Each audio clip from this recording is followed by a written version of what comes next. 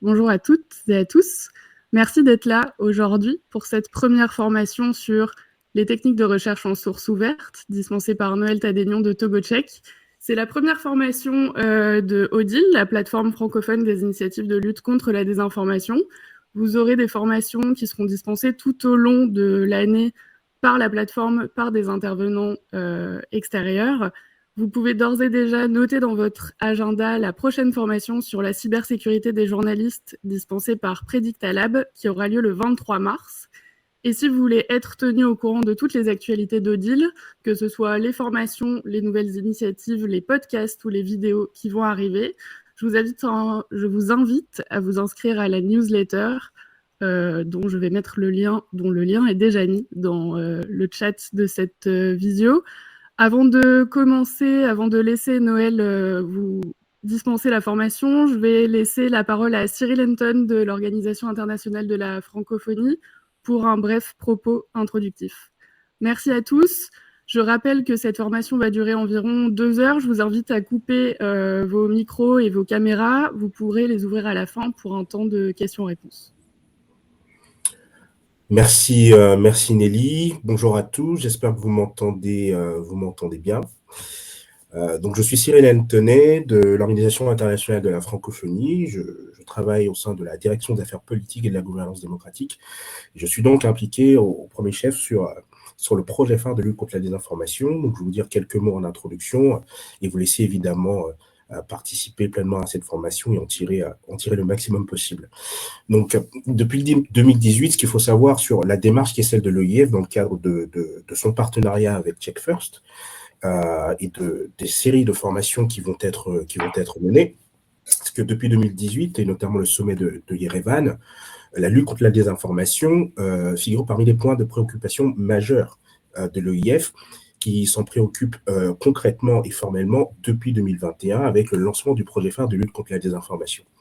Donc, c'est un projet qui est structuré en 4 phases, que sont la régulation démocratique des médias, c'est-à-dire le soutien aux institutions publiques chargées de produire des politiques publiques de lutte contre la désinformation et qui soient respectueuses des principes fondamentaux comme la liberté d'expression. Nous avons aussi la recherche, c'est-à-dire la production puis la diffusion de connaissances sur les désordres informationnels qui sont en constante évolution et qui prennent souvent à rebours les acteurs publics ou civils engagés dans ce combat. L'éducation aux médias et à l'information pour sensibiliser les publics, peu ou non initiés aux enjeux de la lutte contre la désinformation et ainsi permettre le développement de l'esprit critique face aux différentes fausses nouvelles, fausses informations ou infox qui circulent notamment de façon exponentielle sur le numérique. Et aussi, enfin, le soutien à la société civile, notamment la société civile qui est impliquée dans la vérification des faits. Et donc, Odile fait partie des fers de lance de notre programmation. La plateforme francophone des initiatives de lutte contre la désinformation, elle fait vraiment partie des fers de lance de notre programmation. Nous sommes très heureux de pouvoir proposer ce temps de formation aux acteurs engagés dans la lutte contre la désinformation. Je salue au passage notre partenaire, donc Check First, pour la mise sur pied de cette toute première session, la première d'une longue série d'environ 10 formations, enfin d'environ 6 à 7 à 8 formations, cela est susceptible plutôt d'évoluer dans le temps, et qui mobilise les acteurs publics, civils, de la recherche, de l'éducation aux médias ou de la vérification des faits et qui proposeront tout au long de ces sessions de formation des contenus variés qui couvrent le large spectre des champs d'application à la lutte contre la désinformation. Cette session dédiée aux techniques de recherche en source ouverte vous permettra, je l'espère, de parfaire, pour celles et ceux qui sont déjà familiers avec elle, de parfaire vos connaissances sur les techniques de vérification des faits et de permettre à celles et ceux qui n'y sont pas familiers de s'y initier tout simplement. Je salue au passage Noël Tadénion, avec qui nous étions, avec qui nous conversions la semaine dernière dans le cadre de la conférence UNESCO sur la régulation démocratique des médias. Je le remercie pour son concours et je vous souhaite à toutes et tous une excellente formation. À très bientôt, j'espère, au travers de DIL ou d'autres projets que nous serions susceptibles de conduire ensemble. Et très bonne formation à toutes et tous. Merci beaucoup Cyril pour ces propos introductifs. Noël, je vais vous laisser la parole pour dispenser la formation. Je rappelle à tous que si vous avez des questions, vous pourrez aussi les poser dans le chat qui est dédié, qui se trouve en bas de votre écran. Bonne formation. Merci Nelly et bonjour à tous. Merci Cyril également. Bonjour à tous. C'est un honneur pour moi d'être avec vous aujourd'hui pour échanger autour de la question de l'OSINT et donc partager ma petite connaissance avec vous. Et donc, qui suis-je? Je suis Noël Tadegnon, journaliste multimédia de formation. Donc, formé en partie à l'ELJ Paris et ensuite à l'ELJ Lille. Et je m'intéresse à la question de la vérification des faits depuis un bon moment, après un passage aux États-Unis dans le cadre d'un programme euh, dédié donc à des journalistes. Et à l'issue de cela, le virus est arrivé. Et depuis un bon moment, je suis en plein dedans. J'essaie de transmettre également cette passion aux étudiants de l'école de journalisme de l'Université de Lomé, puisque j'interviens de ce côté-là également, comme enseignant vacataire de web journalisme et de vérification des faits. Donc, le décor me concernant étant planté, nous allons donc parler de ce qui nous réunit aujourd'hui véritablement, cette formation qui nous aidera à comprendre donc les concepts et les principes de base de l'enquête à partir des sources ouvertes en ligne. Et nous allons voir un peu comment collecter et analyser les informations publiques à partir des différentes sources qui sont en ligne. Et nous irons vers les outils et les techniques utilisées pour automatiser le processus de collecte d'informations. On va également voir les différents opérateurs avancés quand on va peut-être voir les moteurs de recherche, notamment les outils de Google Docking. Et on verra un peu les meilleures parties pour garantir l'exactitude et la fiabilité d'une information. Et on essaiera de voir comment tirer les conclusions après l'analyse des données collectées en ligne. Et donc, le principe de l'OSINT consiste à enquêter donc en analysant une multitude d'indices qui sont donc présents sur le web public, des photos, des vidéos, des messages, les publications sur les réseaux sociaux, les documents, les bases de données disponibles en ligne. Et le fait que ces données soient publiques est une chose importante à retenir. Et l'OSINT utilisé par les journalistes n'a rien à voir avec le hacking, le vol de données privées ou encore l'espionnage. Et les outils dont on parlera aujourd'hui sont en grande partie basés sur le gratuit. Donc, c'est des outils gratuits sur lesquels on va pouvoir travailler. Et l'OSINT nous permet donc d'obtenir des renseignements ou des informations à partir des sources qui sont publiques, qui sont en ligne. Et ces techniques permettent d'exploiter, disons, de manière avancée, donc ces sources qui sont ouvertes. Mais avant d'entamer, disons, la pratique de la chose, avant de véritablement se lancer dans l'OSINT, il est important de voir un peu comment on se prépare, parce que on doit faire extrêmement attention, même s'il y a des données qui sont disponibles en ligne, ça peut conduire à des interprétations, ça peut nous amener à subir un peu la rigueur de la loi en fonction de nos pays. Et quand on sait que, bon, il y a pas mal de susceptibilités aujourd'hui dans les pays, surtout au niveau de certains continents, les autorités sont de plus en plus vicieuses et cherchent donc à traquer les journalistes qui fouinent un peu partout. Donc, on doit quand même se préparer pour éviter de se faire accuser d'intrusion dans un système d'information et surtout d'éviter d'attirer l'attention pendant une enquête et de voir que l'ensemble des sources que nous essayons de traquer soient dépubliées. Et alors, il faut essayer de voir un peu les plateformes que nous utilisons, surtout les navigateurs et Firefox, par exemple, ou Chrome. Et il faut voir quelle extension on doit pouvoir installer sur ces navigateurs. Est-ce que notre pays autorise l'utilisation de VPN? Parce qu'il y a certains pays qui n'acceptent pas l'autorisation du VPN. Maintenant, si c'est possible, oui, c'est bien de pouvoir utiliser des VPN un VPN pour pouvoir naviguer dans l'anonymat. Il faut également vérifier donc notre ordinateur et à travers l'outil device.info, on va On va jeter un coup d'œil sur device.info pour voir par exemple mon ordi. J'espère que vous voyez le partage de mon ordinateur, les informations tirées de device.info. Alors là, pour l'instant, moi, je vois uniquement la slide de présentation. Ok, je vais... Tac, tac, device, je remets, voilà. Là, maintenant, ça doit passer. Vous voyez device.info? Oui, c'est bon. Voilà. Donc, juste pour voir un peu si je suis clean, si tout est OK. Et est-ce qu'il y a des éléments qui marchent pas, par exemple, est-ce qu'il y a des soucis techniques? Donc, il y a mon adresse IP qui est, est-ce que mon adresse IP Tor est visible?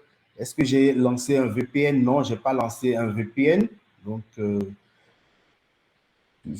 mon proxy alors, je vois que je suis à Lomé, et je suis au Togo, pardon, on a la latitude, la longitude et tout le reste. Et donc, ça permet d'analyser un peu sa machine et de voir si tout est Excusez-moi, mais OK. l'adresse, c'est bien device.info, parce que quand je tape ça, Info. Oui, quand je tape ça, je ça tombe. ramène vers deviceinfo.me. Ah, je regarde ma. Ça vous ramène vers deviceinfo.me. Vous Je vais l'avez? mettre le lien dans le chat tout de suite. OK. Et donc, vous avez Merci. l'analyse de votre machine pour voir, là maintenant, je n'ai pas de VPN, donc, j'ai oublié d'activer mon VPN, je dois l'activer. Donc, il y a pas mal d'options qu'on a. Donc, on prend le temps d'analyser notre machine. Et vous voyez ici à gauche, toutes les options possibles à analyser, la géolocalisation, les requêtes, tout le langage, tout ce que vous voulez, la mémoire RAM, est-ce que vous avez suffisamment de... Est-ce qu'il ne faut pas vider la mémoire RAM pour ainsi de suite? Et donc, c'est important de faire cette analyse-là avant de commencer quoi que ce soit. Donc là, je suis en live et on a l'heure exacte. Donc, voilà ce qu'il faudra faire avant de commencer. Ok, je repars sur...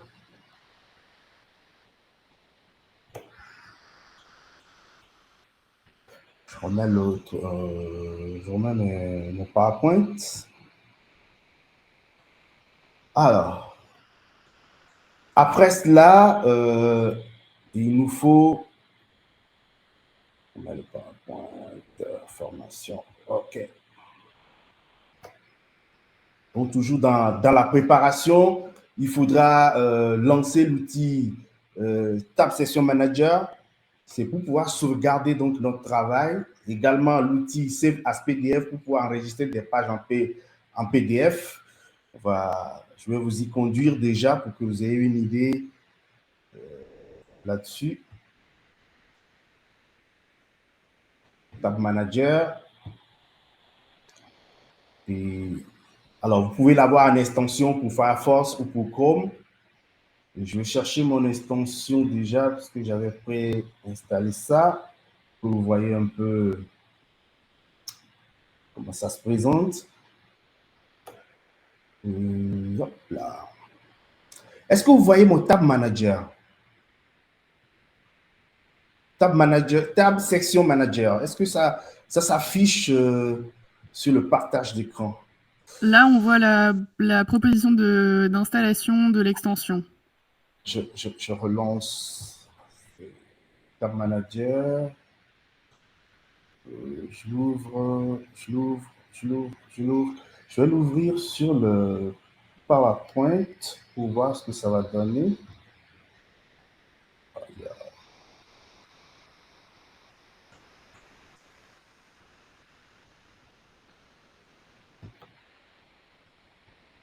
Formation Zint, OK. Tab Manager.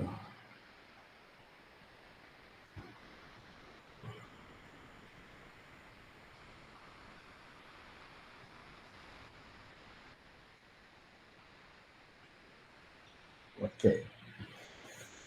Est-ce que là, ça s'affiche? Non.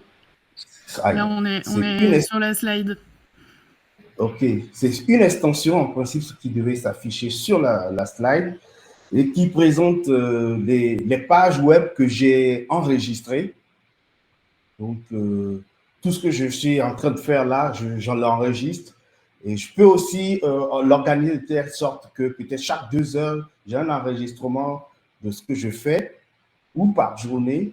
Et comme ça, je pourrais retrouver facilement les données collectées pendant que je travaille. Et donc, Tab Manager aide à sauvegarder les liens de mes recherches automatiquement au fur et à mesure que j'avance. Donc, c'est un peu ça l'outil. Dommage que ça s'affiche pas sur le slide. Maintenant, après avoir installé l'extension Tab Manager, après avoir analysé sa page, il faudra déjà se lancer dans les grandes lignes du cycle d'une investigation aussi en source ouverte. Et donc, c'est la construction de l'hypothèse, la collecte et l'archivage des données. Et l'élément de base, c'est donc la construction d'une hypothèse de recherche. Pourquoi je dois faire une recherche? Sur quoi je dois faire une recherche? Quels sont les éléments qui me poussent à faire une recherche? Et donc, ça me permet de savoir d'où je viens, là où je vais aller. Et après, en deuxième étape, on aura la recherche proprement dite. Ensuite, l'analyse des éléments collectés. Et en quatrième position, la diffusion de ce que j'aurai à collecter. Donc, je produirai mon article pour la diffusion. Et donc, les étapes 1 et 3 sont donc des étapes de répétition et à chaque élément découvert, de nouvelles vérifications de recherche sont donc entreprises. Il faut toujours essayer de ne pas garder une seule source, donc essayer de multiplier les sources et essayer de vérifier à chaque coup, de ne pas se contenter de la première source sur laquelle on tombe. Donc, il faut reprendre, répéter, répéter pour être sûr de notre élément. Et à la fin, on ira parachever donc l'édifice par la rédaction. Et l'archivage aussi a une place très importante. Tout à l'heure, j'ai parlé de Tab Manager et ça permet donc de garder les éléments de notre recherche, de notre enquête. Donc, il est important que ça se fasse soit en ligne ou soit en local ou même dans les deux versions. Et c'est pour pouvoir retrouver les éléments parce qu'il se fait aussi que par rapport à l'archivage en ligne, il y a des options qui font que, par exemple, le gestionnaire d'une page web peut décider de supprimer un contenu et d'aller même au-delà. Et parfois, ce n'est pas évident, ce n'est pas facile pour nous de les retrouver. Mais dès que à partir de mes recherches, je tombe sur un élément, je fais un archivage en ligne et en même temps en local pour que demain, s'il y a une suppression, je puisse quand même retrouver les éléments. Et donc, l'archivage en ligne peut se faire également par archive.com, qu'on verra aussi tout à l'heure. Et il faut aussi relever que les deux aspects en termes de réversibilité et de reproductibilité sont des éléments clés pour mener une investigation. Donc, la réversibilité, c'est que votre lecteur sera capable de suivre de manière logique l'intégralité de votre raisonnement et l'enchaînement de vos pivots. La reproductibilité, c'est comme pour tout travail de recherche, vous donnerez à votre lecteur la possibilité de refaire intégralement votre enquête. Et donc, ce qu'on fait après, on doit pouvoir l'exposer et que si un autre journaliste le désire, il pourra aussi aller sur le terrain et vérifier donc ces éléments-là. Et aujourd'hui, la base, l'élément le plus simple que nous utilisons tous, c'est Google. Nous connaissons tous Google, même s'il existe d'autres moteurs de recherche qui permettent de faire un travail efficace. Google est très accessible et donc je vais essayer de rester beaucoup plus sur Google pour vous montrer un peu les astuces, mais aussi on parlera des réseaux sociaux. Par exemple, là, on fera la recherche avancée avec Twitter. Et également, on parlera de la géolocalisation, qui est quand même un élément très important dans le travail. Et donc, voilà. Alors, je parlais de Google. La plupart des journalistes que je connaisse sont beaucoup plus dans l'utilisation du Google, du moteur de recherche Google de façon classique, de manière simple. Mais il faudra qu'on sache que l'utilisation avancée des moteurs de recherche est un élément capital. Google en recherche avancée est mieux que Google en recherche simple. Et la fonction avancée de la recherche de Google nous facilite la chose, nous facilite le travail, nous permet d'affiner notre recherche, d'aller directement.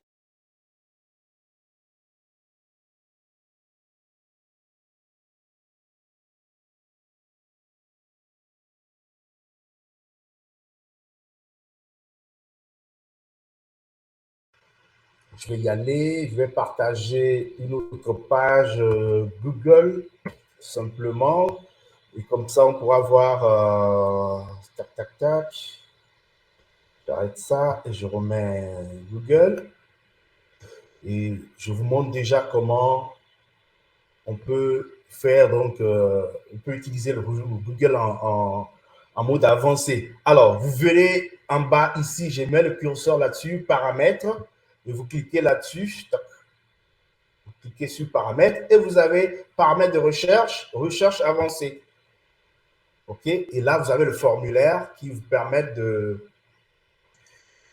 remplir donc les champs. Vous voulez, par exemple, le mot-clé Togo, vous remplissez votre champ, vous pouvez chercher une expression avec exactitude ou un mot dans une expression, et vous pouvez lancer votre recherche aussi en affinant la chose par la langue. Ça peut être toutes les langues, ça peut être, vous choisirez n'importe quelle langue.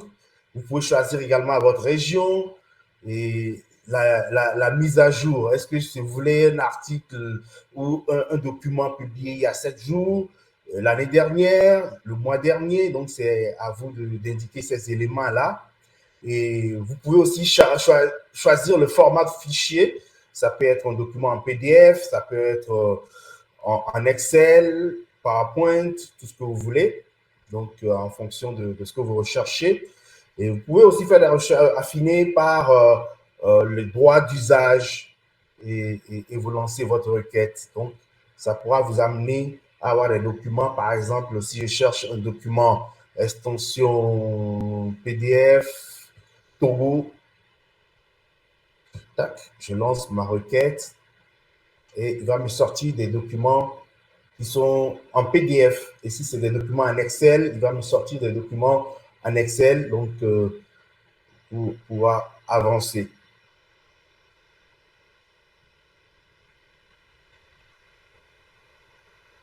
Le PowerPoint est là. OK.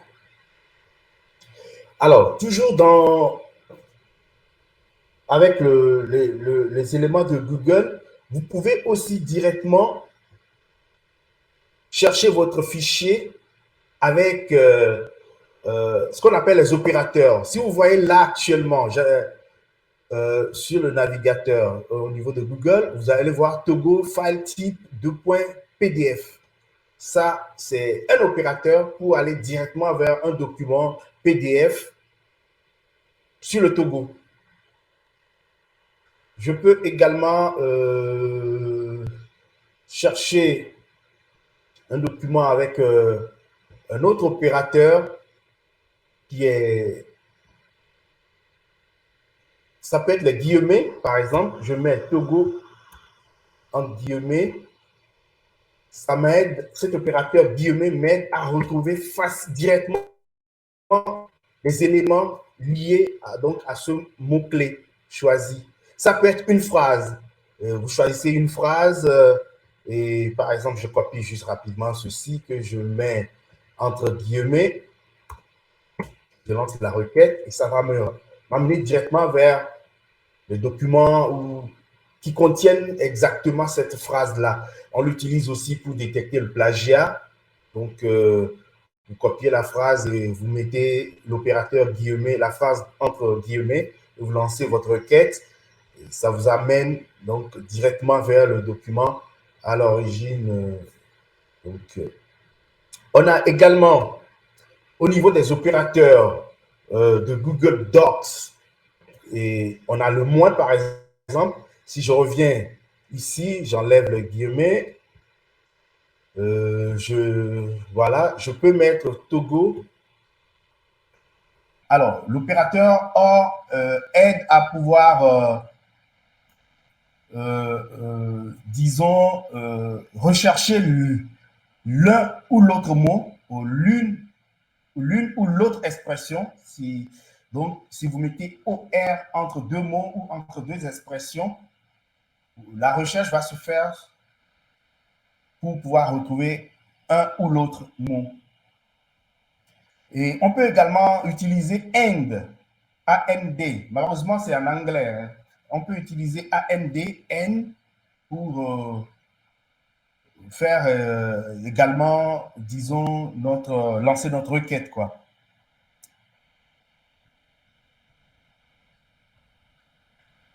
On a l'opérateur IP.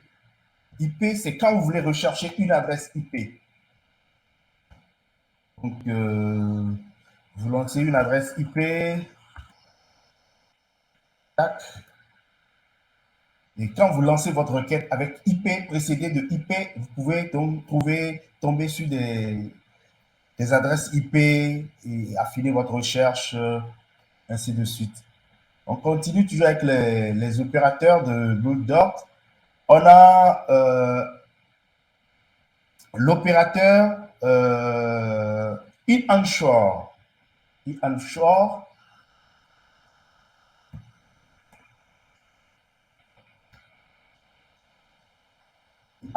Qui permet donc de rechercher le test d'un lien, par exemple.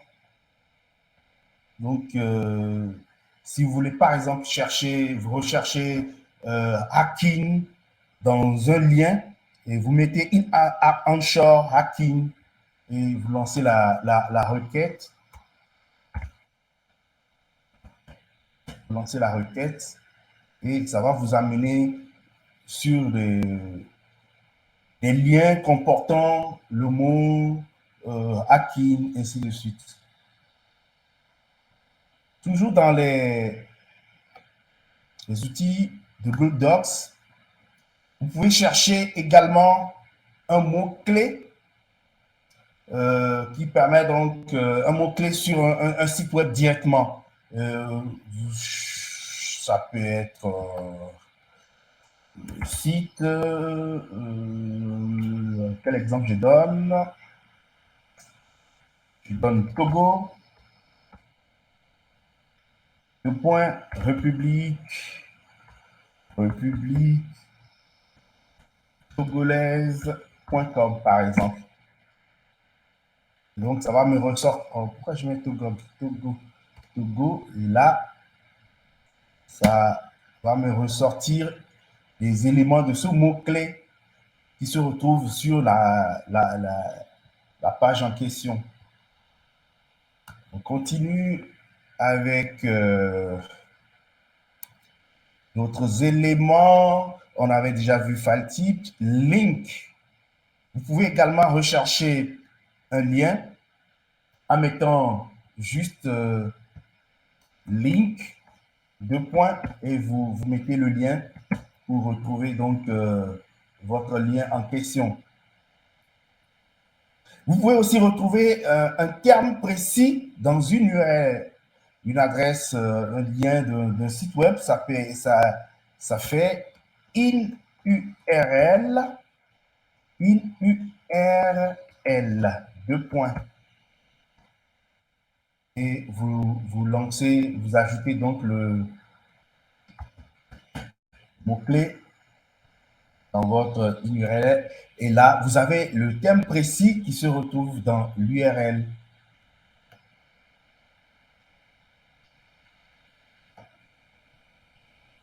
Si vous voulez retrouver également un mot ou des mots-clés dans le corps d'une page, il suffit de mettre, au lieu de in URL, vous allez mettre juste in test. test et vous lancez votre requête. Vous allez donc retrouver vos mots-clés directement dans le corps du test. Vous voulez par exemple des combinaisons, vous pouvez pas mettre, vous combinez les opérateurs guillemets et ajouter des mots et à la fin, ces combinaisons vous permettront d'avoir des mots-clés et d'avoir des résultats liés peut-être à une problématique donnée. Vous recherchez par exemple dans un titre, un curriculum vitae, pareil, guillemets, vous recherchez un numéro de téléphone, pareil, guillemets, téléphone, et adresse mail, et ainsi de suite.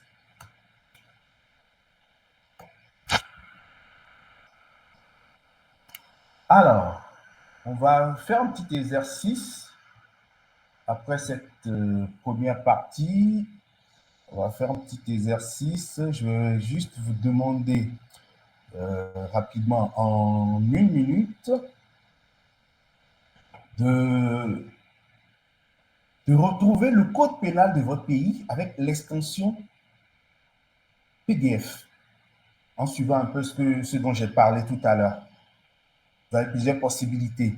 Et le deuxième, c'est trouver des documents en Excel avec le mot-clé budget. Donc, vous avez 2 minutes pour vous exercer, trouver directement via Google en utilisant donc les éléments dont on a parlé, tout de suite. Et retrouver donc le code pénal de votre pays avec l'extension .pdf. Et en deuxième lieu, des documents en Excel. Ça peut être un document en Excel avec le mot-clé budget.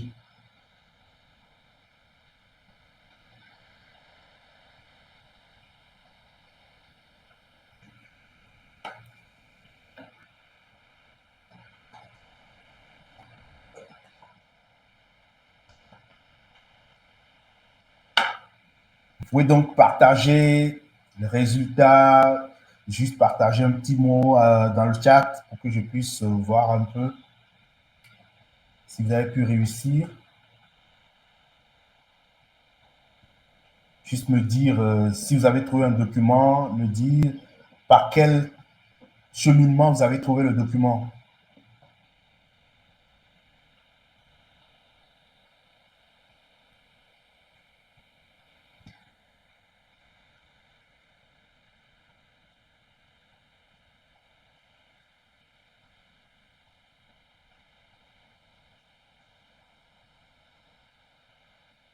C'est bon? Est-ce qu'il y en a qui en ont trouvé? Vous avez pu avoir le code pénal du Mali et comment, Yacouba Dramé, comment vous avez réussi à l'avoir? Par quel cheminement?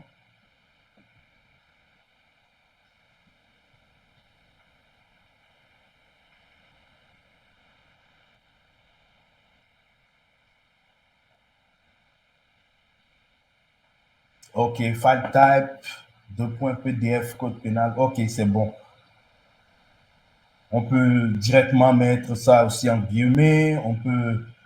On peut y aller par la recherche avancée de Google. En tout cas, merci. Est-ce qu'il y a une deuxième personne qui a peut-être pour le deuxième élément? Est-ce qu'il y a une autre personne qui a pu trouver quelque chose avec le mot-clé? Voilà. Monsieur Dagba, budget en tapant, ok, l'extension .excel. Donc, il a pu trouver, voilà. Donc, c'est très facile à faire. Donc, si vous recherchez un document, ne réfléchissez pas trop longtemps, quoi. Si c'est un document en PDF, allez, mettez l'extension file type, l'extension, ou si c'est un document en Word, et là, ça permet de gagner du temps. Donc, c'est bien. Je vois que vous avez bien retenu cela. Alors, on va parler d'autres moteurs de recherche. Il n'y a pas que Google, il y a également Bing, il y a également Yandex qui permet aussi de récupérer des documents, de récupérer des documents multimédia, si vous voulez. Et moi, ce que je fais parfois, après avoir fait une recherche sur Google, je vais sur Bing et je remets également sur Yandex, juste pour essayer de confronter les résultats. Et donc, j'évite de rester uniquement sur Google. Donc, vous avez la possibilité aujourd'hui d'utiliser d'autres moteurs de recherche pour pouvoir confirmer vos résultats ou les infirmer. On a également les métamoteurs qui essaient aussi d'agréger beaucoup de choses, beaucoup de méta, qui s'appuient sur plusieurs moteurs de recherche et ça nous aide véritablement à avancer également donc, dans nos recherches. Et je vais juste afficher dans... Je revois mon partage. Voilà, je prends par exemple etools.ch et vous voyez que il y a quand même 16 éléments, 16 moteurs de recherche qui sont là. Et donc, ce métamoteur agrège des éléments de 16 moteurs de recherche. Et donc, ça permet de gagner du temps, ça permet d'avancer. Donc, vous pouvez aussi l'utiliser dans le cas de votre OSINT.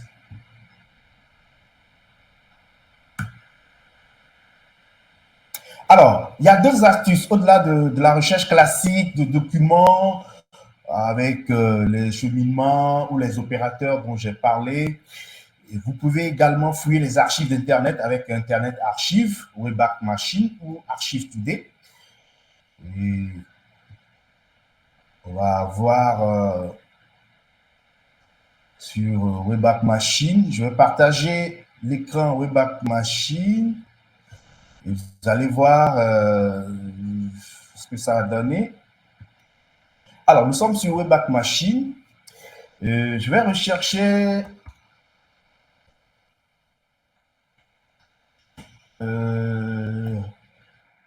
alors, un article sur un site que j'avais animé en 2002.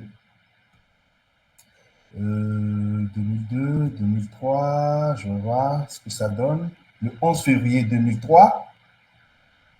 Donc, vous voyez facilement, je remonte dans le temps avec Wayback Machine. Voilà. Au fait, ce site n'existe plus. C'est quand à mes débuts, quand je me suis lancé dans la création de sites web, voilà les sites que j'avais créés, quoi. Mais ce site aujourd'hui n'existe plus.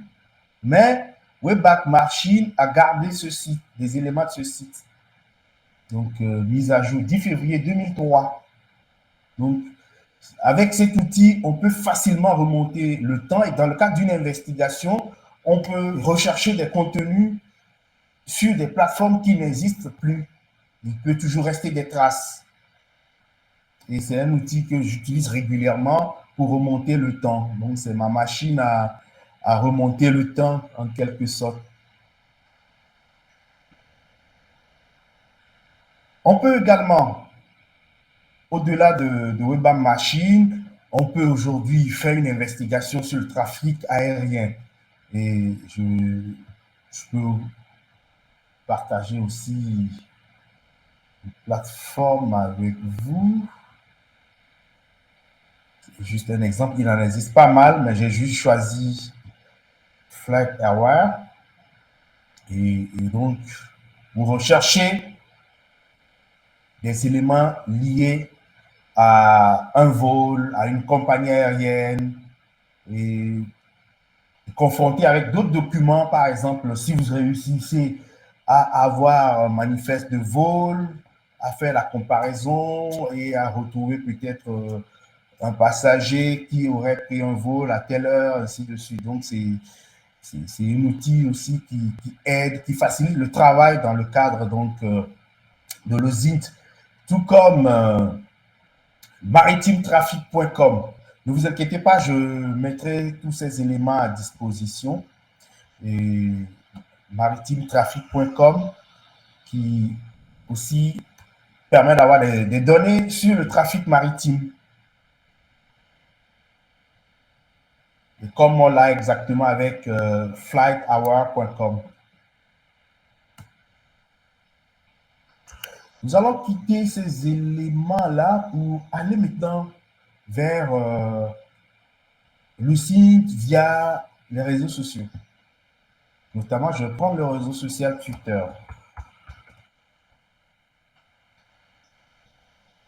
Et on va beaucoup plus rester avec l'outil de recherche avancé de Twitter.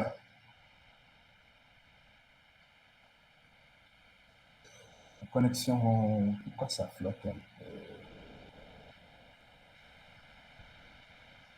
Voilà, ok. Voilà.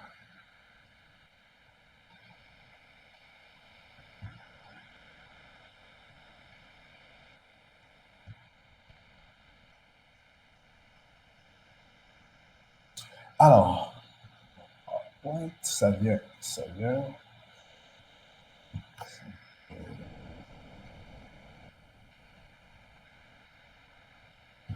Alors, comme Google, Twitter a aussi donc un outil de recherche avancé. Et là, vous pouvez faire vos recherches à partir des mots-clés. Vous pouvez trouver des groupes de mots. Vous pouvez élaguer des mots. Vous pouvez faire des recherches à partir des hashtags également, ainsi qu'à partir des langues.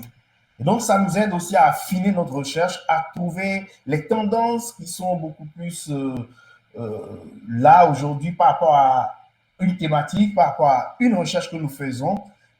Et malheureusement, le constat qui est fait, si je prends juste les étudiants, très peu ignorent l'existence de cet outil-là, qui est un outil formidable, qui permet en tout cas de faire des recherches sur Twitter. Beaucoup pensent que c'est compliqué de faire des recherches sur Twitter, mais à partir de la recherche avancée de Twitter, vous pouvez donc retrouver des personnes, retrouver des mots-clés, retrouver des tendances et tout ce que vous voulez en ligne. Donc, c'est pratique.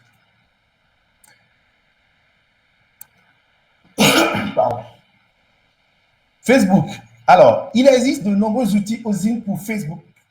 Il y a goframewood.com.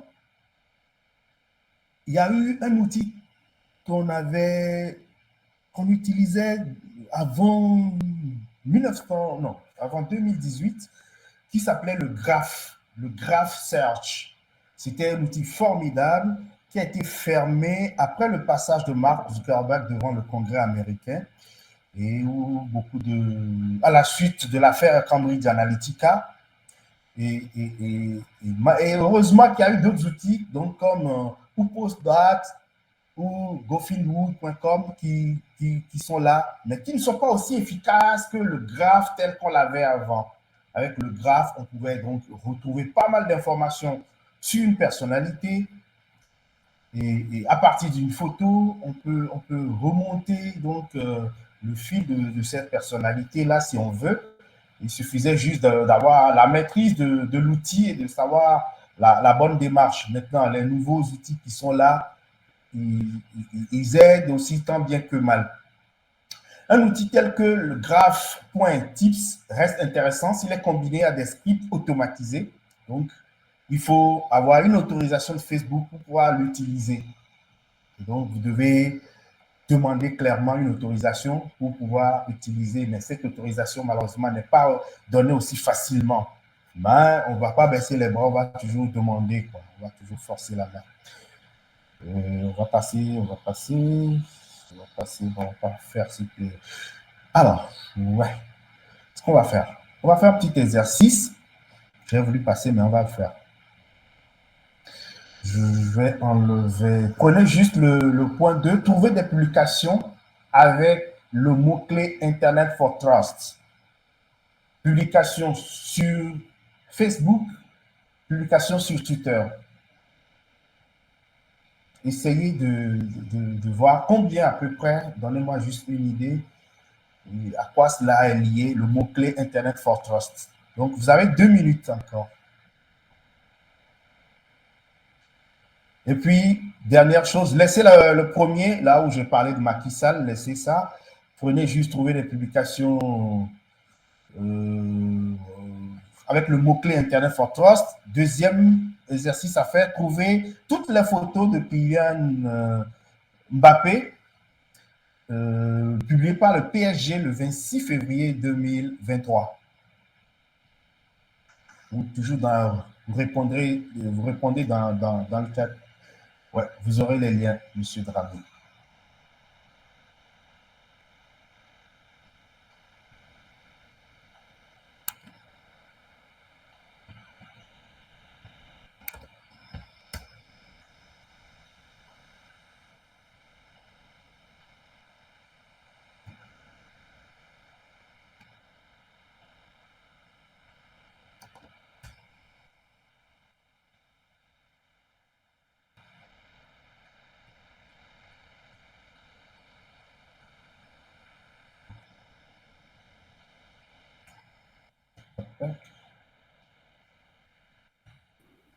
On aura l'occasion de toute façon de mettre les liens sur le site d'Odile.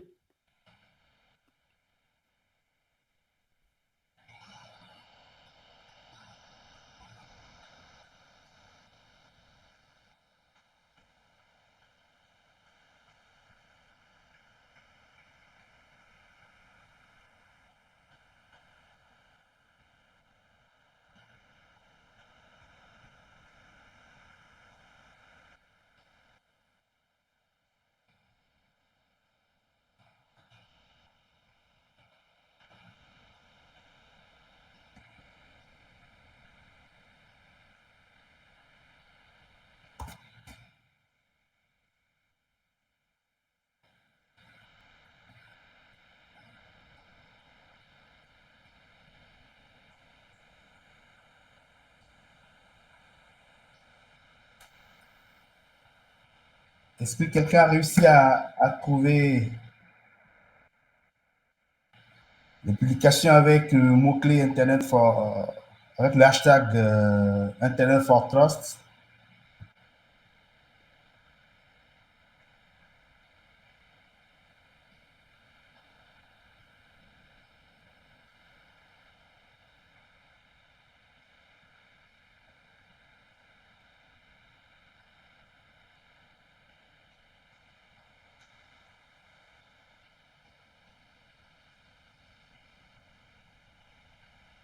Bravo, Monsieur Dramé. Alors, le lien, j'ai posté aussi le lien pour faire de la recherche avancée sur Twitter. Alors, comment vous avez procédé, Monsieur Dramé?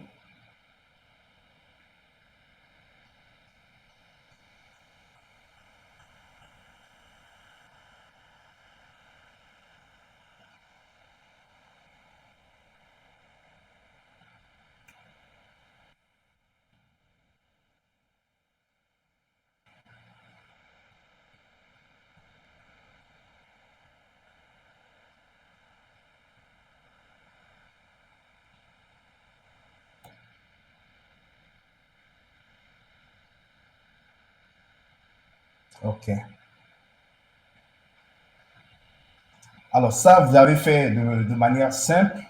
Maintenant, avec la recherche avancée, ce sera plus facile. Et également, les outils que je partagerai avec vous. Là, je vais partager, par exemple, GoFindWoo, qui permet aussi de faire ça sur Facebook encore mieux. On ne perd pas trop de temps avec. Et merci beaucoup. On va avancer. Je regarde aussi le temps. Alors, toujours avec, je reviens à Twitter pour vous dire que vous avez la possibilité d'analyser les 1000 derniers tweets d'un profil avec Tweet Analyzer. Et donc, c'est un outil que vous allez récupérer à travers GitHub et que vous allez installer pour pouvoir faire donc l'analyse des tweets et d'un profil et voir un peu ce que ce compte-là publie. On peut également analyser en profondeur un profil Twitter avec Social Bearing. togocheck.com qui permet aussi d'avancer dans nos recherches. Alors, voilà, on en a fini avec les éléments basiques, classiques. On va voir un peu les éléments pour avoir des informations techniques, par exemple d'un site web. Les bases pour vérifier un élément d'un site web, quand vous arrivez sur le site web, il faut chercher l'à-propos, la mention légale, les mentions légales du site. Il faut chercher le contact. Déjà, ça donne une idée. Et ça, on n'a pas besoin d'un outil pour le faire, quoi. En allant déjà sur le site, on peut avoir ces informations. Donc, c'est des éléments que vous devez rechercher en priorité pour commencer. Parce qu'on y retrouve beaucoup d'informations. Les gestionnaires des pages, ils lâchent des choses, parfois des infos, peut-être qu'eux, ils ne trouvent pas importantes. Ils pensent que oui, ils peuvent rendre ça public, mais vous, ça va être la base de quelque chose de solide dans le cadre de votre investigation. Donc, c'est des éléments à ne pas négliger. Donc, quand vous allez sur un site web, il faut chercher l'à-propos, il faut chercher les mentions légales. Qui sommes-nous? Les contacts. On peut, au-delà de ça, on peut chercher donc celui qui est en possession du nom de domaine de ce site en question, en allant sur le whos.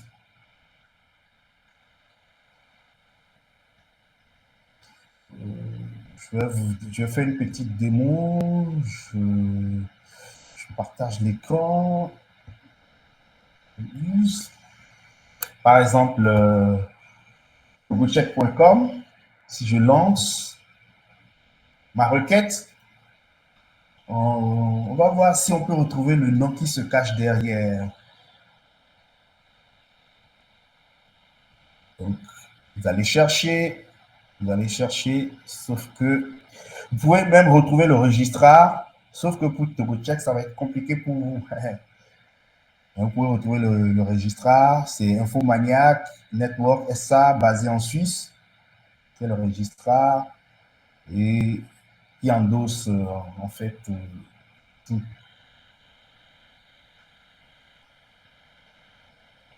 Donc, on a les contacts du registrar et on a à peu près une idée de la date de création et on a la date d'expiration. Donc, on a des infos sur ce nom de domaine-là. L'adresse IP, on l'a et on se rend compte qu'il y a une sorte de miroir location. C'est que c'est logé en Californie, San José. Donc, on peut à partir de là trouver des infos, aller essayer de comparer avec d'autres infos pour voir un peu ce qu'il en est exactement. Et voilà. Et donc, déjà, j'ai l'à-propos, j'ai les mentions légales, j'ai les informations sur le registrar, j'ai les informations sur l'adresse IP, ainsi de suite. Et tout ça mis ensemble, je suis en train d'avancer déjà dans mon investigation. Je reviens donc au PowerPoint pour vous présenter un autre outil. Tac. What's my name? Donc, c'est un outil en ligne pour rechercher un nom d'utilisateur sur de nombreux sites.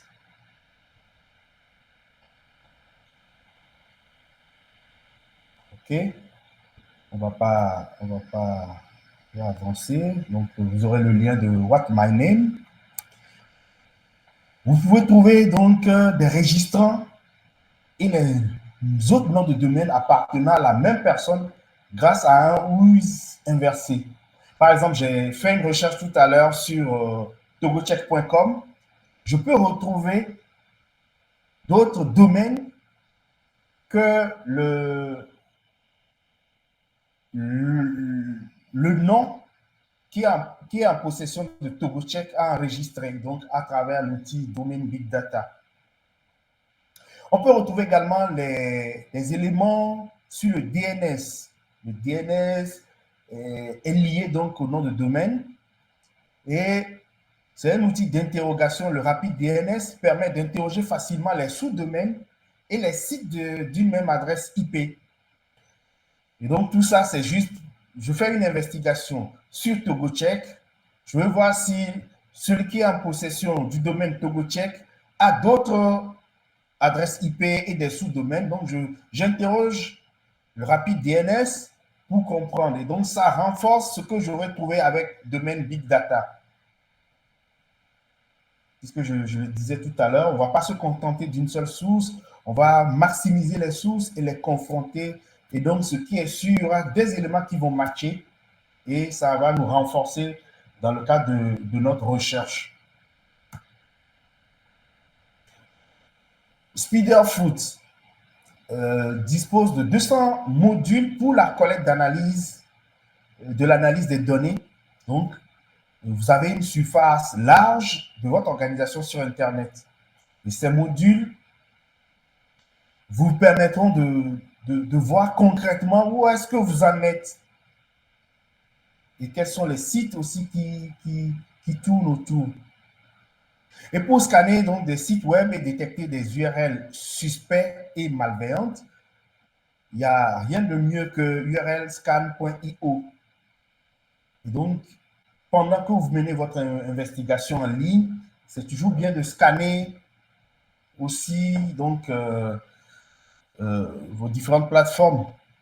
Et parfois, les URL suspects, malveillants sont des failles pour vous, des failles que vous pourrez exploiter et que d'autres aussi peuvent exploiter contre vous. Donc, il faut faire extrêmement attention, mais c'est toujours bien de scanner les sites, détecter les URL suspects et malveillants. Donc, on a parlé de Wayback Machine déjà.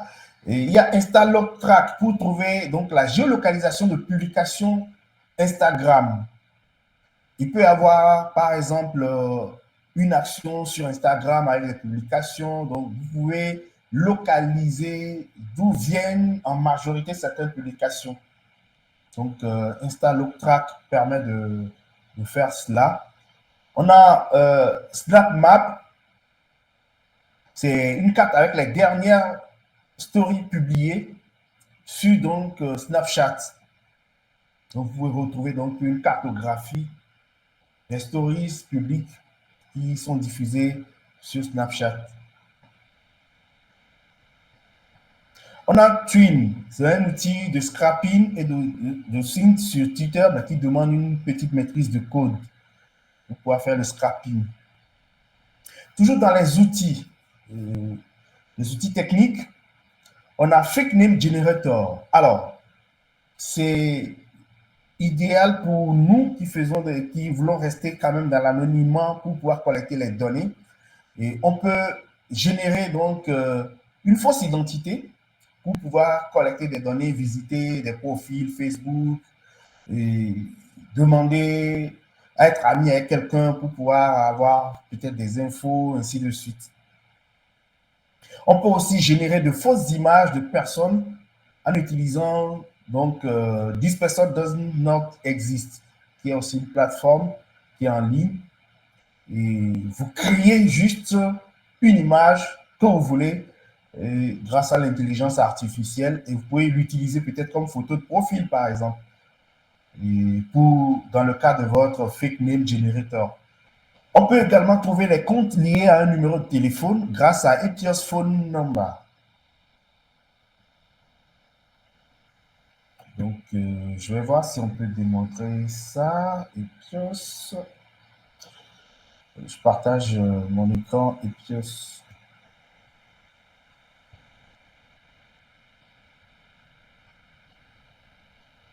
OK. Bon, je mets cette adresse pour voir. OK. Je valide. Tac. Mesure de sécurité. Donc, on attend de voir ce que Pierre va donner. À partir de mon adresse mail, on a des infos sur moi. Et donc, l'avantage d'Epios, c'est que soit avec un numéro de téléphone ou une adresse mail, vous avez le nom de la personne, vous avez l'identité de la personne, vous avez le nom de ses comptes. Donc, vous avez, par exemple, mon compte Skype qui s'affiche, ainsi de suite, alors que je n'avais pas renseigné ça. Donc, on peut retrouver l'identité d'une personne à partir de cet outil-là. On peut faire la recherche soit par mail ou par numéro de téléphone.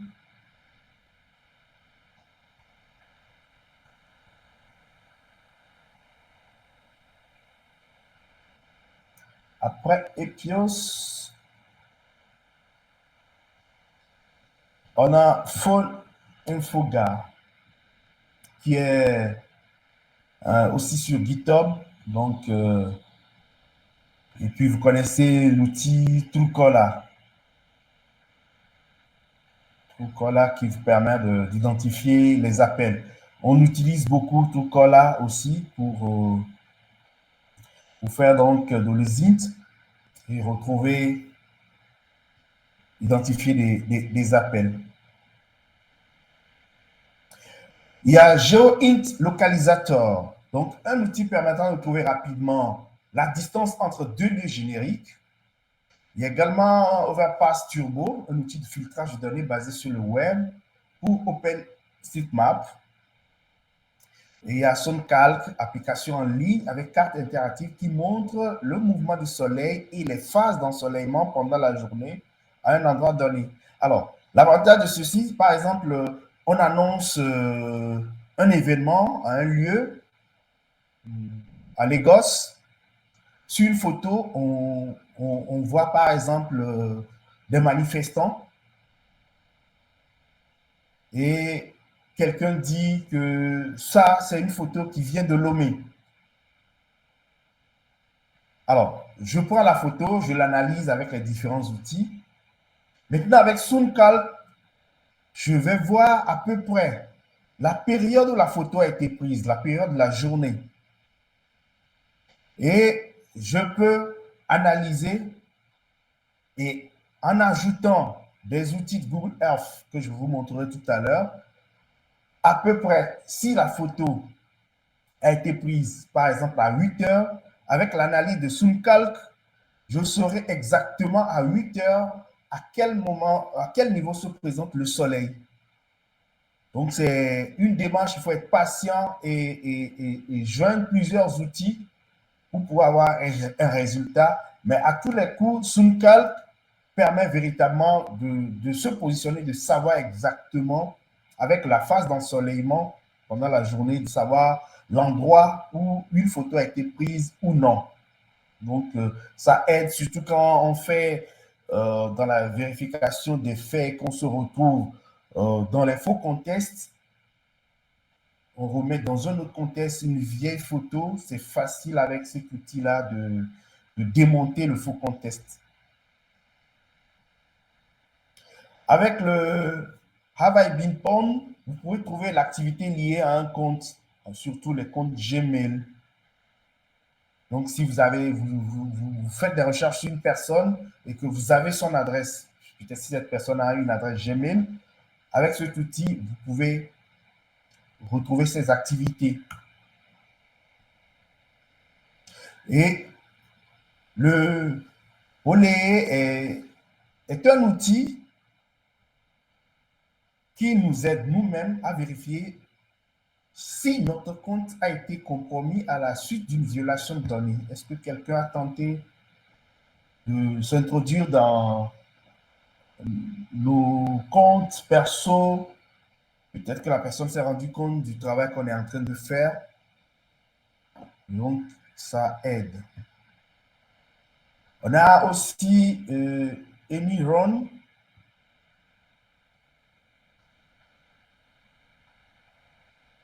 qui permet de faire des recherches sur des emails et les mots de passe.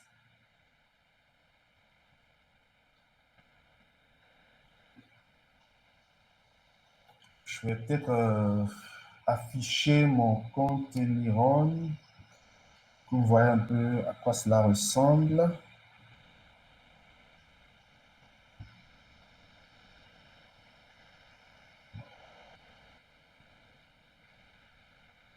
Là, aujourd'hui, on a 0, 0, 0, 0 au niveau du Togo. Au Nigeria, il y a un outil malicieux qui traîne au Nigeria. OK.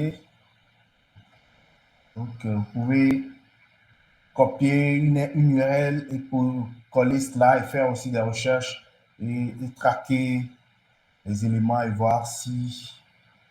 Mais globalement, l'outil permet de donner une vue d'ensemble, par exemple, sur des incidents, sur des malwares qui circulent, qui sont à la mode entre griffes et qui font mal, ainsi de suite. Et vous-même, vous pouvez aussi faire vos propres recherches, des recherches sur vos activités en ligne. Et actuellement, au Canada, 35, 9 suspicions, ainsi de suite. Donc, voilà.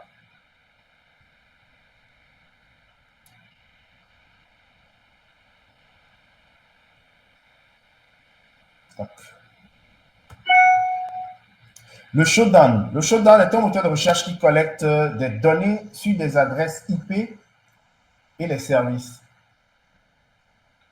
On va voir ce que ça donne aussi. Je vous affiche en écran avec Shodan.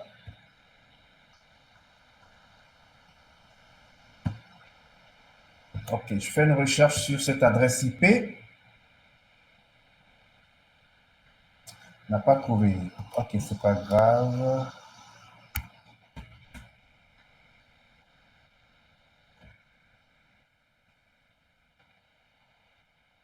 OK.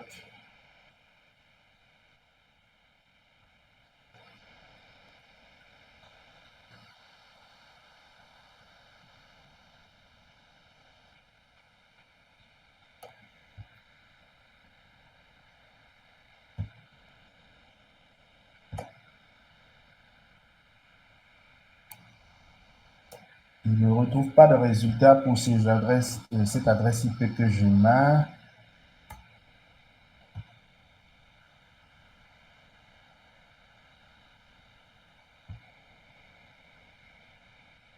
Je remets ceci pour voir.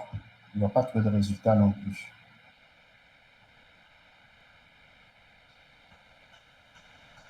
En tout cas, c'est un outil qui aide à... Ah, il en a trouvé. Il a trouvé des résultats.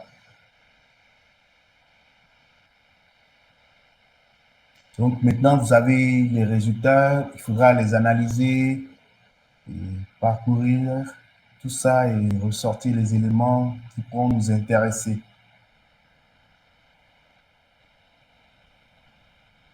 Donc, l'adresse IP tapée correspond à des éléments. Il y a un cache contrôle même en Inde.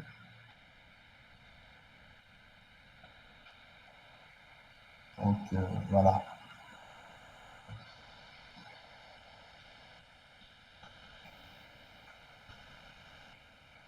Je continue. Je ne vais pas montrer les outils. On a Virus Total, donc c'est pour explorer les adresses IP, les services ouverts sur le web. Nuta.io, c'est donc c'est un site d'autorité pour le téléchargement et la recherche de logiciels malveillants. C'est géré par Google.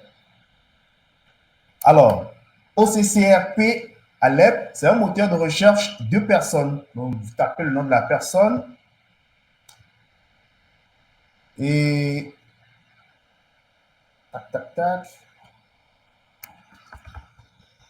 Je vais lancer une requête sur mon nom.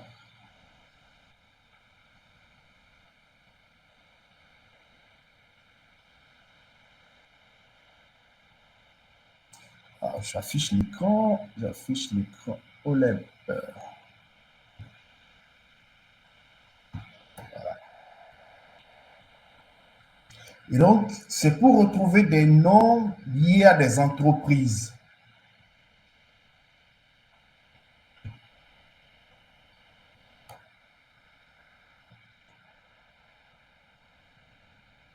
Et ce bonhomme, M. Tadignon Leclerc, est un entrepreneur individuel basé en France. J'ai juste tapé le nom et je vais mettre quel nom? Je vais mettre quel autre nom pour voir.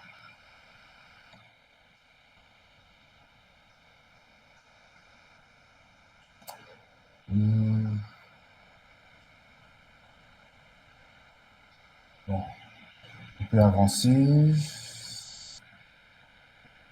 On peut avancer. Donc, vous pouvez, dans le cadre de recherche, trouver des gens et aussi trouver des documents publics et des fuites de données. Le Offshore Leaks Database, il y a pas mal d'éléments qui se retrouvent là. Sur les trois plateformes que vous avez à l'écran, vous avez la possibilité de découvrir dans des documents publics, des documents qui ont fuité, de découvrir qui est derrière plus de 785 000 sociétés offshore. Et aussi, vous avez le Société Ninja, la plateforme Société Ninja, qui est une base de données ouverte d'entreprises au monde. Donc, ça peut aussi aider dans le cadre d'une investigation à trouver des gens, à trouver des noms. On va s'attarder un peu sur le Forensically et l'outil Envid. Le Forensically, je partage l'écran. OK. Alors, le Forensically aide, par exemple, à voir si vous êtes en face d'une image, si cette image a été retouchée ou pas. Un exemple d'éléments qu'on peut tirer de Forensically. Je vais... Tac, tac. Non, c'est pas ça. C'est pas ça. Je vais... OK, voilà. J'ai les photos qui sont là.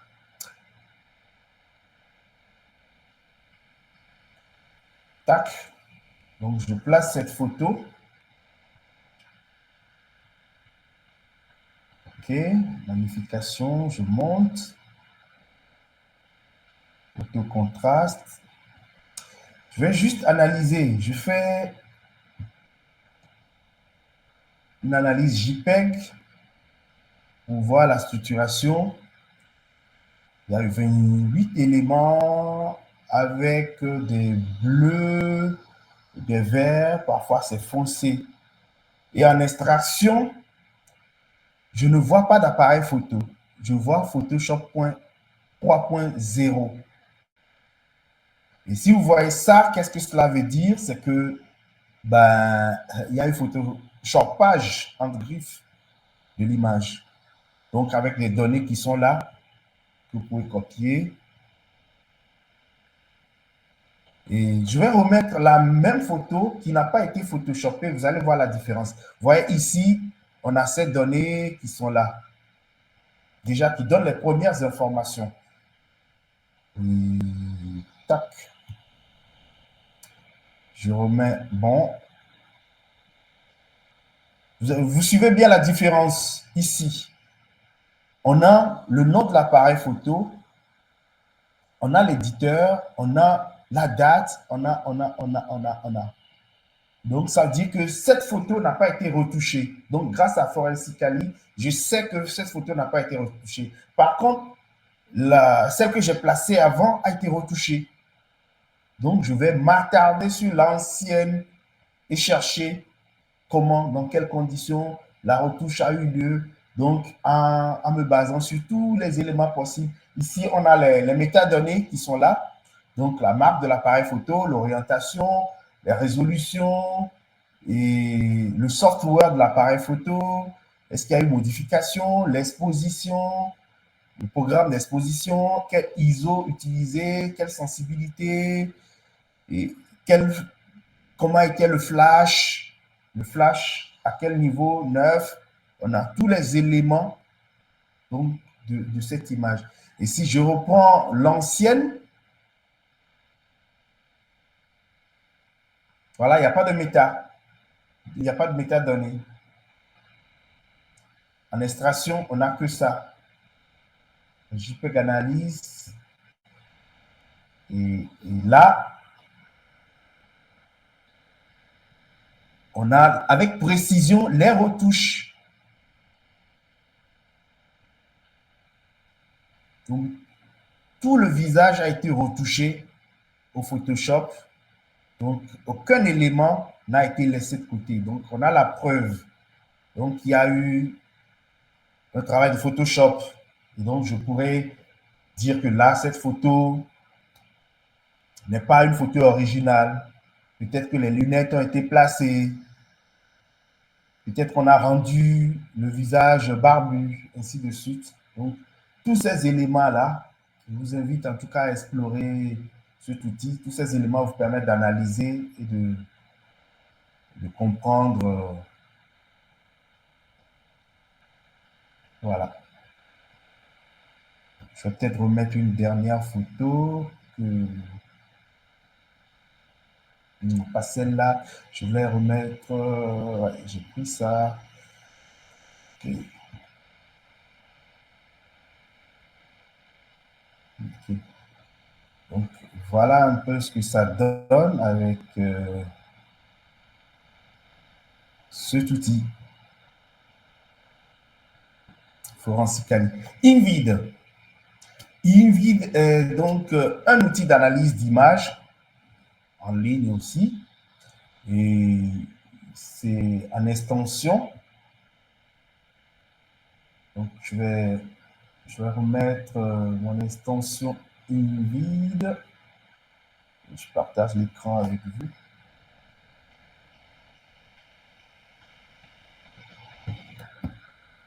Voilà, je vais partager l'écran. C'est ouvert maintenant.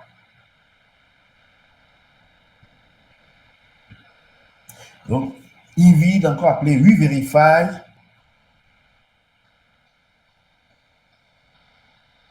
qui permet d'analyser une vidéo ou des vidéos si vous voulez, d'analyser des photos, de faire des recherches avancées sur Twitter et aussi il y a aussi un outil lié donc à FactChecks. On analyse aussi des données, donc analyse Twitter ou analyse Excel.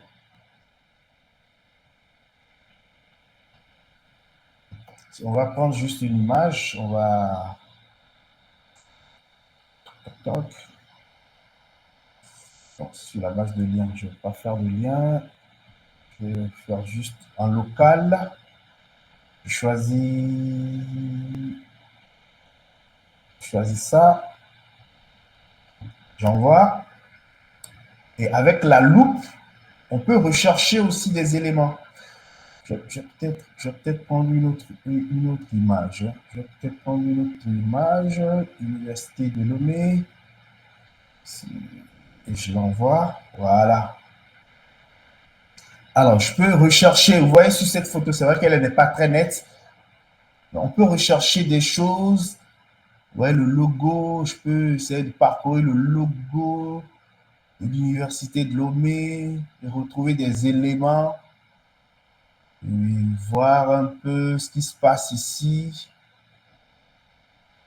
Donc, il y a des gens qui passent. Et au niveau des fleurs qui sont là, je peux retrouver des fleurs si je veux. Et donc, c'est un outil qui présente aussi pas mal d'avantages. Avant, InVid ou WeVerify avait inclus un volet forensics. Maintenant, qui est toujours là, mais forensic étant un élément complètement à part aussi, ça marche bien. Donc, ici, j'utilise la loupe juste pour renforcer mes recherches. Alors, je parlais de recherche, mots-clés, par exemple, je peux mettre hashtag Togo.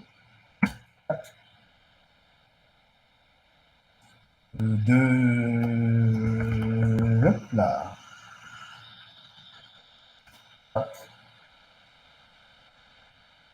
Faire français comme langue.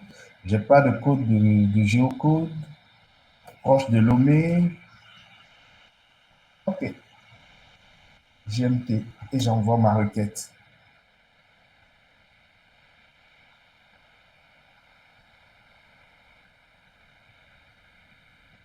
Donc, voilà, il me ressort mes derniers tweets. Donc, j'ai mes derniers tweets, c'était samedi. Voilà. Donc, avec ce outil, on peut facilement. J'ai comme l'impression que ouais, vous ne l'avez pas, vous ne l'avez pas, vous ne l'avez pas. Mais en tout cas, quand j'ai lancé la requête, j'ai lancé une requête sur mot-clé Togo.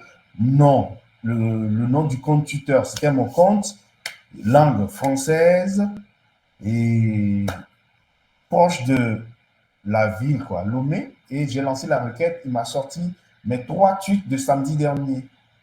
Donc, c'est un outil aussi qui permet de faire de la recherche avancée sur Twitter.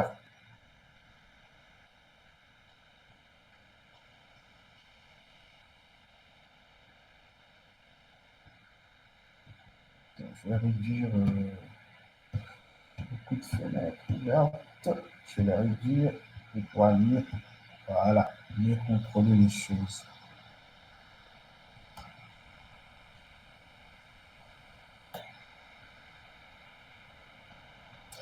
OK.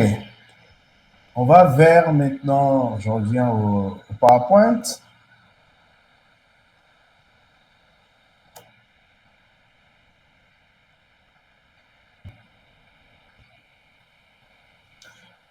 Allez, OSINT Framework, c'est donc l'annuaire des sites OSINT les plus utilisés avec des références efficaces, uniquement dans un contexte américain. Mais moi, j'aime bien voir, je visite pour voir un peu ce qui se fait et voilà, quoi, ça aide toujours à mieux comprendre un peu les différents outils qui sont là, le mécanisme de fonctionnement et tout. Donc, je vous mettrai également ce lien à disposition.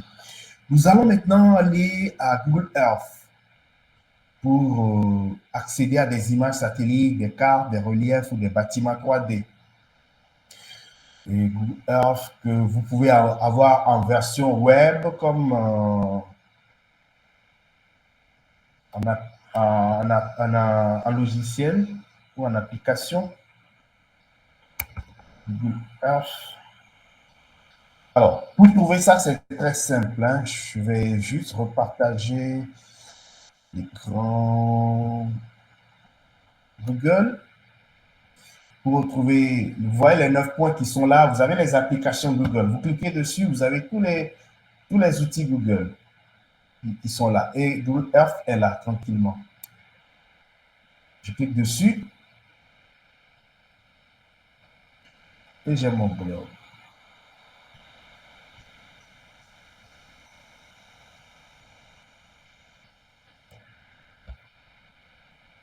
Ça vient.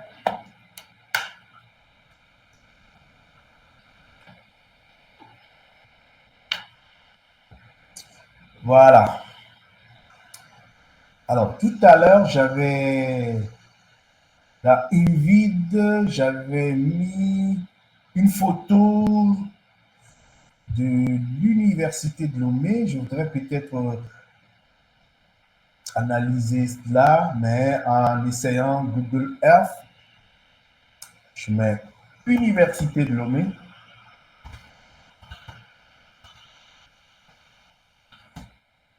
Je lance ma requête. Peut-être on m'a annoncé des incidents, une manif, sur une photo. On me dit que c'est l'université de Lomé, mais j'ai voulu être sûr. Peut-être que je ne suis pas au Togo, mais je suis au Mali, j'ai reçu cette photo. Donc, je vérifie. OK.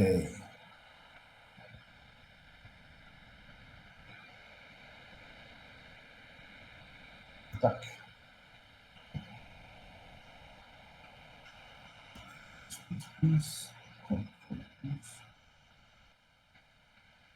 Voilà. Donc, je vais chercher l'entrée de l'université. Parce que j'avais déjà la photo. Yes. Ah, il me montre l'université de l'autre côté. Ok, je vais chercher l'entrée.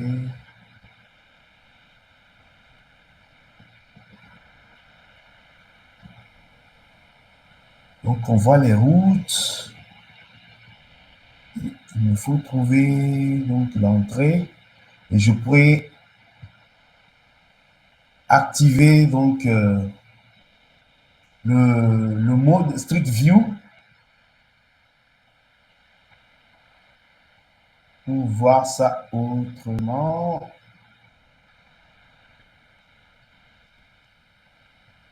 Ok, nous sommes à l'entrée de l'université. C'est là. La photo que j'avais mise tout à l'heure dans Forum 6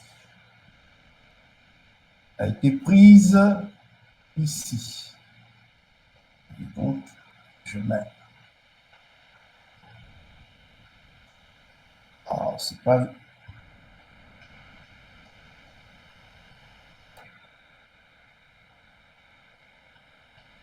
Sur la version que j'ai directement sur la machine, en logiciel, je l'ai testé ce matin, ça marchait bien. Sur la version web, il ne veut pas que je vois le mode Street View. Je ne sais pas pourquoi. Impossible, la position de l'appareil, veuillez vérifier les services de localisation. Oh, zut. Je vais voir, je vais lancer l'autre, je vais voir si je peux partager l'écran. Okay.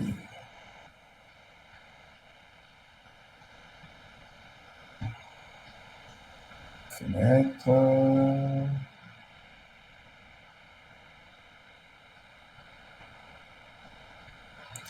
Ok. Ah, il refuse, hein.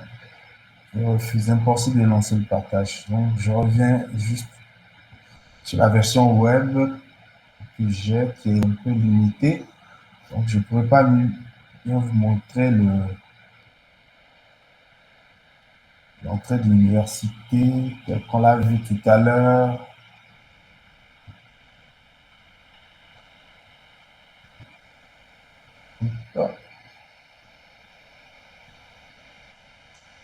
En fait, je voulais vous montrer comment je procède. Vous voyez cette image. Cette image, j'ai voulu vous montrer ça via Google Earth. Donc, si par exemple, on me présente cette image, je peux vérifier si c'est vraiment l'entrée de l'université de Lomé. Et donc, en utilisant Google Earth, je retourne sur les lieux et ça marche bien sur le Google Earth Pro que j'ai installé directement sur la machine, mais je n'arrive pas à l'afficher. Déjà, c'est bien que vous ayez une idée de la démarche, quoi. Si vous recevez des photos, on vous dit que c'est quel endroit, vous pouvez retourner sur les lieux. Et maintenant, s'il y a des éléments qui vous manquent par rapport à cela, donc vous pouvez essayer d'utiliser d'autres outils pour, par exemple, le Pinier ou le Forensically pour vérifier et ainsi de suite et vous retrouver. Voilà donc comment moi j'utilise Google Earth.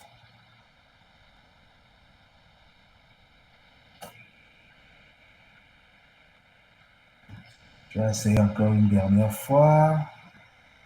Ah, là, ça a pris. Ça a pris. J'espère qu'il va m'amener à l'université.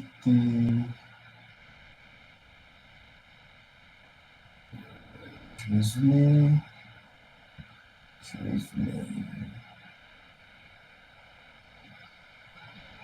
Ça ne s'affiche pas bien, ma connexion aussi est naze. Donc, je vais trouver la bonne position. Mais vous voyez ici, il y a le panneau qui est là, qui signale l'université.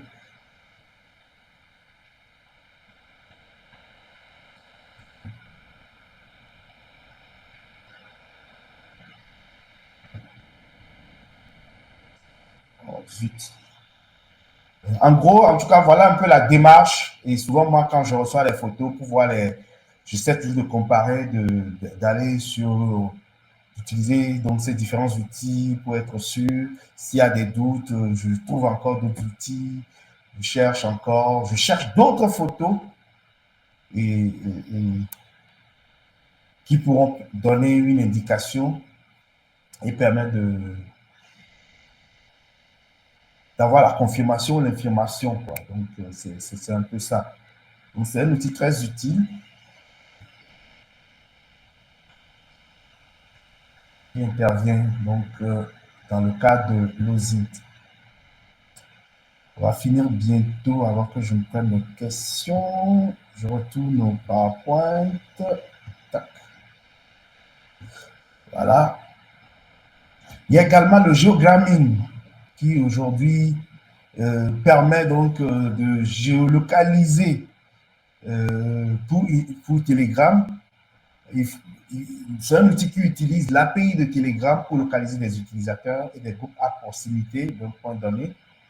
Donc, ça demande un peu plus de pratique, d'apprentissage et de technique pour pouvoir donc utiliser l'API de Telegram. Et là, vous aurez donc sur une page la carte avec l'emplacement donc des comptes ou des publications.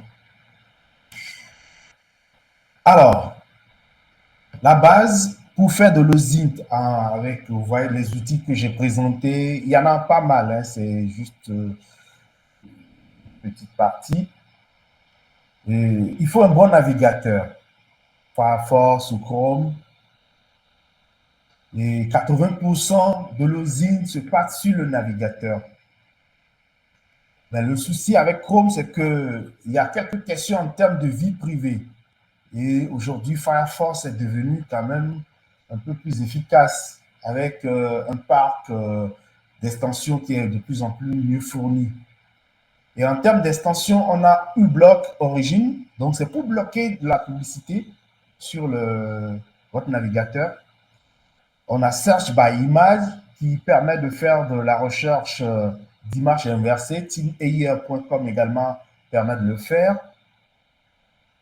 Vous avez Single File pour sauvegarder une page web sous la forme d'un seul fichier HTML. Easy Screenshot pour effectuer des captures d'écran et les annoter. Et Linkgopper pour capturer rapidement des liens d'une page. Je vais essayer de voir un peu mes extensions et juste tester un avec vous. Un petit outil. Allez, SynFile.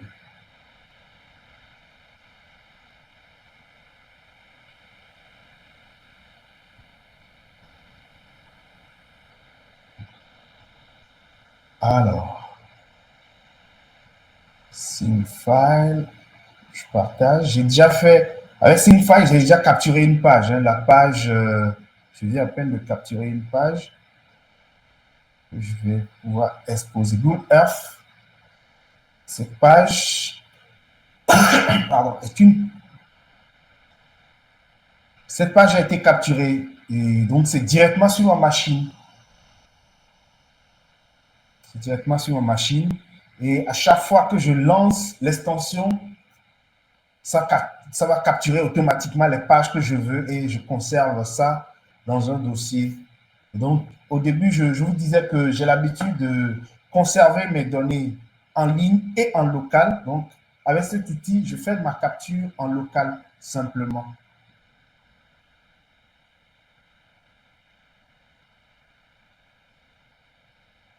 Donc, voilà un peu pour SingleFile. On peut faire la même chose avec Easy Screenshot, mais le plus de Easy Screenshot, c'est que vous pouvez annoter vos captures d'écran. Vous pouvez donc ajouter des informations à vos captures d'écran. Donc, c'est des extensions dont vous aurez aussi besoin. Et cette liste n'est pas exhaustive. Il y en a pas mal aussi, quoi. Donc, ça évolue. J'en ai juste retenu quelques-unes pour vous. Et nous allons maintenant parler de l'analyse. Alors, tous ces éléments collectés à travers les différentes plateformes, comment on doit pouvoir les gérer. Je suis parti de mon hypothèse, j'ai collecté le maximum de données. Maintenant, il va falloir orienter chaque élément vers un point précis et pouvoir l'analyser. Je veux peut-être faire une recherche liée donc à un fait, manifestation reprimée dans un pays imaginaire. Et j'ai collecté des données, des images que j'ai analysées, donc que je n'ai pas encore analysées, je les ai collectées, que j'ai orientées vers des dossiers que j'ai sur ma machine. Maintenant, je dois pouvoir reprendre ces éléments-là calmement et voir si véritablement ces éléments collectés répondent vraiment à la problématique ou non. Donc, à la fin de mon usine, quand j'aurai analysé tous ces éléments, je serai en mesure de dire oui, ça s'est passé ou non, ça ne s'est pas passé. Si l'usine m'amène à tomber, par exemple, sur des documents, peut-être un rapport confidentiel qui confirme même des décès, ça peut servir. Et c'est à moi de voir s'il faudra, comment ressortir cela pour que ça ne me crée des problèmes aussi plus tard. Et surtout que c'est possible qu'on soit amené à me demander où est-ce que j'ai pu tirer ces éléments-là.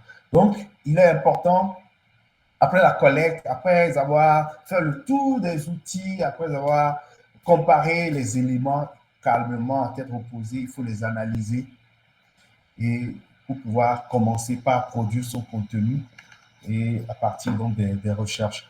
Alors, ce qui peut se faire aussi, c'est de travailler en collaboration. L'usine encourage la collaboration et cette analyse peut se faire dans un cadre aussi collaboratif.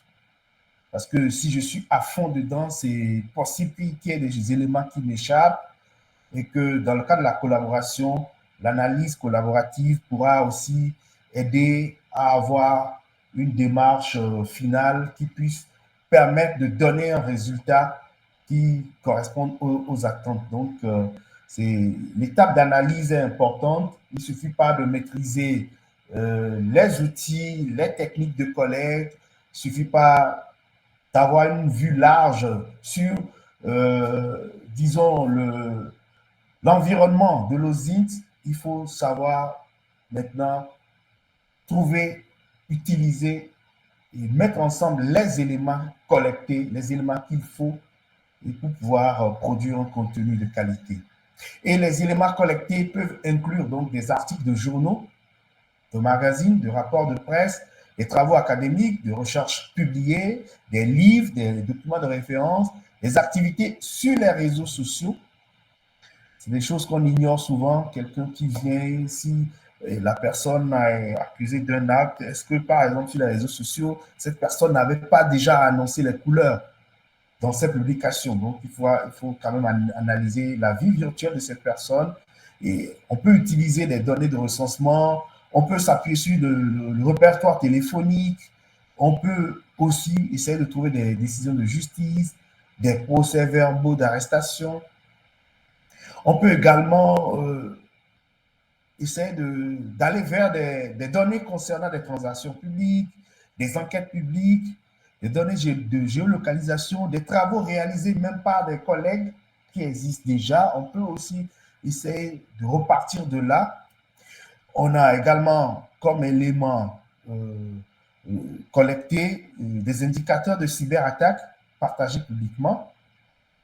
Des éléments comme les adresses IP, les noms de domaine, les hashtags, les fichiers, et ainsi de suite. En tout cas, les éléments à collecter, il y en a de différents types et ça embrasse tous les domaines. Donc, il n'y a pas de limite, en tout cas.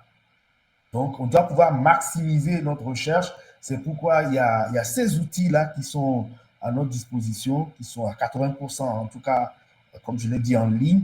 Et c'est à nous de les connaître, c'est à nous de savoir les utiliser et surtout ne pas perdre du temps, tout en pensant à notre sécurité, à notre environnement de travail et surtout comprendre que certaines choses pourront nous amener à avoir quelques petits soucis. Pourquoi j'insiste sur l'anonymat en ligne et pour pouvoir garantir cet anonymat avant de finir, je voudrais vous inviter à utiliser donc un VPN ou par exemple la plateforme DuckDuckGo. Je vais l'exposer avant de vous laisser la parole, que vous voyez. DuckDuckGo, et c'est une plateforme qui vous permet de faire des recherches sur le web sans être traqué. Et ça garantit un certain nombre de choses, des recherches confidentielles, le blocage des trackers, le chiffrement des sites. Donc, vous pouvez l'ajouter en extension à votre navigateur. Donc, voilà un peu ce que j'ai voulu partager avec vous. Ça a été un peu... Voilà, mais bon, j'attends vos questions. Ce qui est sûr, je mettrai à disposition les liens et les éléments.